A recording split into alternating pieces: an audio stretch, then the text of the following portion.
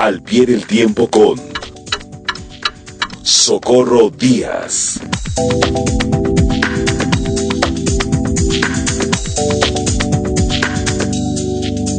Hola querida Socorro Díaz, al pie del tiempo, nos urge escucharte. Adriana, me da mucho gusto oírte y estar contigo y tu muy amplio auditorio. Y tuyo también. Muchas gracias. Pues mira, voy a tocar dos temas el día de hoy. Uno, el tema de temas de la semana, y otro, un tema, yo diría, de mayor profundidad y alcance nacional, que es el crimen y el desastre social que estamos viviendo. El gobierno norteamericano anunció el pasado martes que retiraba los cargos y la pena de prisión contra el general Salvador Cienfuegos, exsecretario de la Defensa Nacional de México. En un comunicado oficial, el Departamento de Justicia de ese país declaró, cito, Estados Unidos ha determinado que consideraciones de política exterior sensibles e importantes tienen mayor peso que el interés del gobierno en mantener la persecución penal del acusado bajo la totalidad de las circunstancias y, por tanto, requiere desestimar el caso. Fin de la cita. Sin lugar a dudas, con este hecho quedaron claros algunos temas. A ver. Uno, la relación bilateral entre México y Estados Unidos es más importante que una venganza organizada por los halcones encubiertos en la DEA. 2. Se cierra uno de los capítulos más oscuros del trato bilateral en el que Estados Unidos, que no tiene amigos sino intereses, y que golpeó de frente a la soberanía del Estado mexicano, al gobierno que tan amistoso ha sido con el encabezado por Donald Trump y a las Fuerzas Armadas que constituyen una institución medular para la convivencia pacífica de la sociedad políticamente organizada en nuestro país. Se ha quedado cerrado. 3. Ayer, la juez que lleva el caso en Nueva York, a donde había sido trasladado el militar, aceptó la petición de la Fiscalía de ese país y el general fue trasladado a México. Ayer en la tarde está en su casa y la Fiscalía General de la República tiene la responsabilidad de estudiar ahora las pruebas que supuestamente aportó la DEA a fin de resolver en México lo que conforme a derecho corresponde. Como lo dijimos aquí hace cerca de un mes, el miércoles 21 de octubre para ser exacta, el exsecretario de la Defensa Nacional tiene derecho, como todos los mexicanos, a la presunción de inocencia hasta que se pruebe lo contrario, y a un juicio apegado a las leyes mexicanas, al debido proceso, pero ni él ni nadie tiene derecho a la impunidad. Uh-huh.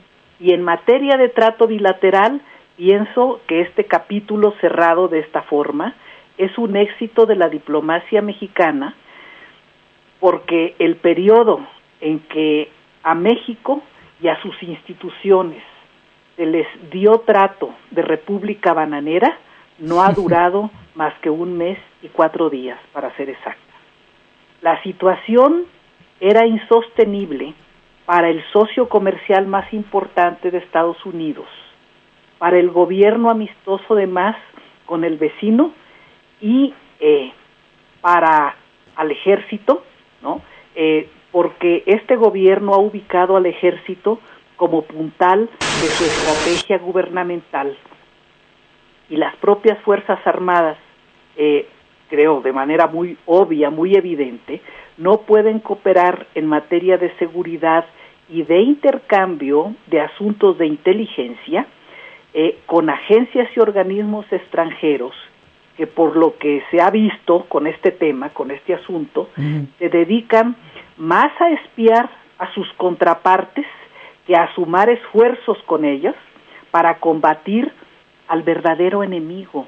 Y el verdadero enemigo para los estados nacionales son las bandas criminales, esas que han llenado de sangre y de drogas nuestros países y se han dedicado a desafiar en forma cotidiana a los estados nacionales.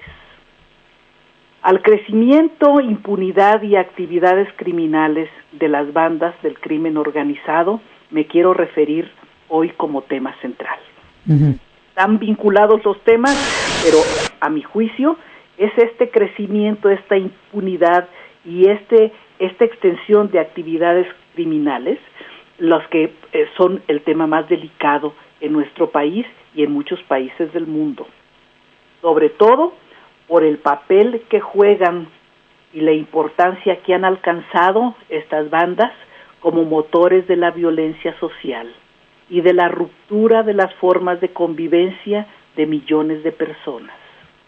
Asistimos a la destrucción de lo que se suele llamar el tejido social y que implica el desgarramiento de nuestra identidad cultural, de nuestra herencia nacional, del respeto y la solidaridad entre las personas, del esfuerzo civilizatorio que han realizado en México muchas generaciones a través de la educación formal, de la transmisión de valores en las escuelas y en las familias, de la convivencia comunitaria y los vínculos sociales. Mira, Adriana, las notas rojas que estamos leyendo, oyendo, viendo a través de los medios de comunicación. Todos los días. Pese al tamaño de esta catástrofe sanitaria y económica que vivimos, son para horrorizar hasta los espíritus más fríos y distantes. Lo que pasa es que nos vamos acostumbrando, así, otro más, otra desaparición, más violaciones, el niño acuchillando a sus primos, o sea, ahora sí que, ¿qué nos pasa? Pues mira, a mí el asunto que más me ha dolido en estos días y frente al cual considero indispensable exigir a la autoridad que actúe con más atención y eficacia es el de la utilización de niños y adolescentes como integrantes activos de las bandas del crimen organizado en todo el país, como repartidores y vendedores de drogas y como víctimas mortales de los pleitos y venganzas de esos criminales infames que encabezan grupos de delincuentes. Sí, o que les encargan por 2,000 pesos ir a tirar cadáveres de niños en bolsas o maletas. ¡Qué horror, eh! Sí. La información que se ha difundido estos días acerca de esos niños a los que te refieres, que han sido descuartizados y tirados en los basureros del centro de la Ciudad de México, es para prender todas las alertas, pues sí. No solo de las autoridades, sino de los medios de comunicación y de la sociedad en su conjunto. Mientras gobierno y ciudadanos sufrimos el pánico de la epidemia, los criminales están ampliando su radio de acción y están tomando mayor control de más territorios. Pasa en la capital del país, pero también en diversas ciudades y pueblos de México. Policías, fiscales y jueces no pueden actuar como siempre y cerrar los ojos, porque la pandemia, esto es a lo que quiero llegar, ha acentuado la criminalidad, la inseguridad, la violencia, la impunidad y la pobreza. Dicho en otras palabras, ha empoderado al crimen. Esta es la verdad que estamos viviendo. ¿Cierto? O sea, no solo tenemos una crisis sanitaria y una crisis económica, tenemos una crisis de criminalidad, un aumento de la criminalidad. Cierto. En una de sus notables crónicas, acerca, pues no solo de lo histórico, relevante, hermoso de la Ciudad de México, sino de lo sangriento, siniestro, oscuro, doloroso de la capital del país, Héctor de Mauleón publicó el martes pasado un relato que contiene las edades y los nombres de niños y adolescentes detenidos o asesinados en el último mes.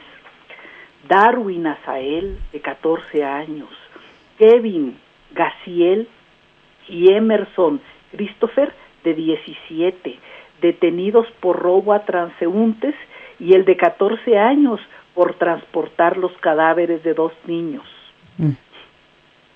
Dylan Michel, Alan Yahir y Héctor Efraín, de 19, 12 y 14 años, asesinados, y los dos últimos descuartizados. Cristian Leonardo, de 16, desaparecido y colgado en un baño. Estos niños y adolescentes en México, como en el mundo, están siendo comprados, sometidos, destruidos, asesinados por los criminales comunes y por traficantes de drogas.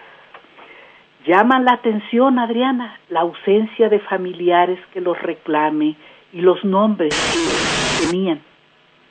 Se llamaban Darwin, Kevin, Emerson, Yahir, Alan. No son nombres que evoquen a un abuelo, a alguna liga familiar. Quienes así los registraron en el registro civil querían vivir en otra sociedad, con otro idioma, con otra realidad. Con una visión tristemente realista, puede pensarse que quizás son hijos de madres solteras, de adolescentes. Son el fruto de más niñas y adolescentes pobres, indígenas, violadas o embarazadas por su falta absoluta de protección familiar y de orientación y educación sexual. Estas realidades reclaman a gritos al gobierno y a la sociedad programas de orientación y apoyo para millones de niñas y niños y de adolescentes que carecen de todo, salvo de su frágil vida amenazada y explotada por el abuso y la delincuencia. México no puede dejar gran parte de su futuro en manos de los criminales. En materia de seguridad y cuidado, primero los pobres, sí, pero primero los niños pobres. Uh-huh. Así debiera ser, Socorro, pero te escucho y, bueno, tú en tu trabajo periodístico de tantos años y ¿cuántas veces no hemos dicho que hay que hacer esto, que hay que hacer aquello, que hay que hacer esto, que hay que hacer aquello? Y yo vuelvo a decir lo que he dicho hace 5, 10, 15, 20, 30 años. ¿Qué estamos haciendo mal? Porque esta problemática no es nueva y va de mal en peor. ¿Qué pasa? ¿Qué pasa? Y la pandemia ha empeorado la situación de inseguridad y de violencia y de abuso. Y gobiernos van y gobiernos vienen y de un color y de un partido y nada. Es enorme el reto y el desafío que significa gobernar casi todos los países del mundo, si no es que todos, y en particular México. Pero no podemos callarnos, no podemos dejar tampoco de decir, pues quienes tenemos acceso a la opinión pública, quienes tenemos la posibilidad de ejercer el poder sobre las conciencias, no podemos dejar de decir la verdad de lo que está pasando y de pedir que se haga algo para no comprometer más, para no echar a perder más el futuro de nuestra patria. Pues sí, tienes razón. Punto. Pues muchas gracias, querida Socorro Díaz. Gracias, Adriana. Hasta pronto y un abrazo a distancia. Igualmente, buenas tardes. Una pausa.